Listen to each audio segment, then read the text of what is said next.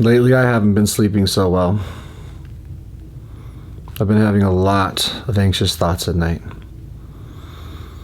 It seems like the more I want to sleep,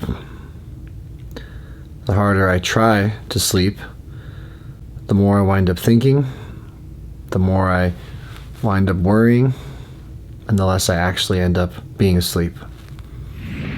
Historically, this used to stress me out like you wouldn't believe. I could nearly work myself into a panic when I wasn't able to fall asleep. But it's a new day, and I have some ideas and thoughts for myself as to what works and what I do when I go through a stretch of time where I can't sleep. Let's see here. I remind myself that I don't have to sleep.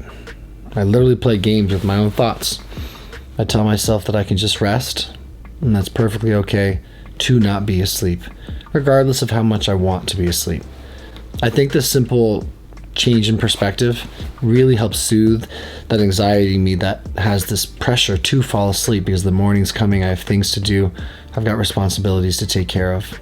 If I just give myself permission to not actually need to be fast asleep, but say it's okay if I don't sleep, but just rest, I think subconsciously it soothes me and it helps me to fall asleep. I take inventory anytime this happens of my actual sleep hygiene. When I can't get away with being less healthy with my sleep patterns, I need to start making sure I understand what I can affect change in and then start implementing some change, be it an earlier bedtime, cutting out sugar or carbs late in the day, making sure my caffeine intake stops at a particular time during the day, making sure that I'm taking the right supplements that can help soothe me, ensuring that my room is dark enough, cold enough, consistent enough of an environment for me to sleep in, and that perhaps I'm doing a little bit of journaling to purge my thoughts. I want to also take this opportunity to share a resource with you guys that I haven't talked about in a long time, and it's a book by Shawn Stevenson called Sleep Smarter. If you are someone who doesn't have a great relationship with sleep hygiene or hasn't been convinced enough to start implementing some change in your sleep, or if you're underestimating or perhaps a bit ignorant about all the things we can do to empower ourselves to sleep better, I want you to read the book Sleep Smarter by Shawn Stevenson. One of my favorite things to consider anytime something starts going a little bit awry in my personal life, sleep being obviously the main topic today, I ask myself what I want. If I'm stressed about getting up for work, for example, I ask myself, do I want the job? Am I sure I want the job? Because I could always quit. That's what's having me get up early in this circumstance. Do I really want that? The other thing I do is remind myself that I'm not a victim at all. I'm a grown-up. I'll take care of me. And when little me gets freaked out at night, I let him know, I've got you. We'll be okay. We will get through this. We will fall asleep. We'll learn how to sleep well. I never, ever, ever tell myself concrete things that are scary that I can't prove. I'll never be able to sleep well again. I'm always going to be up at night with terror. A reality test, in other words. I make sure that I'm not catastrophizing. I ensure that I'm staying reality-based, objective. It helps. I think the last thing I'll mention that I've been doing that I believe in that I think really helps is some journaling. Write down my thoughts. Write down my fears. Put no stipulations on how I express myself, but just put pen to paper. Before bed, purge things, particularly if I'm spinning about the same thing about something coming up the next day.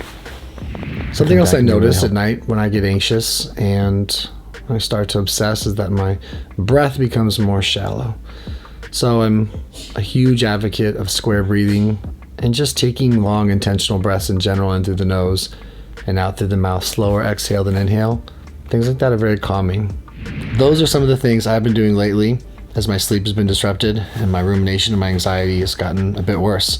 And I just wanted to touch base with you and show some love and empathy to anybody who struggles with sleep, with night terror, with anxiety, with obsession at night, and things like that. I've got you. I feel you. I'm with you. I understand.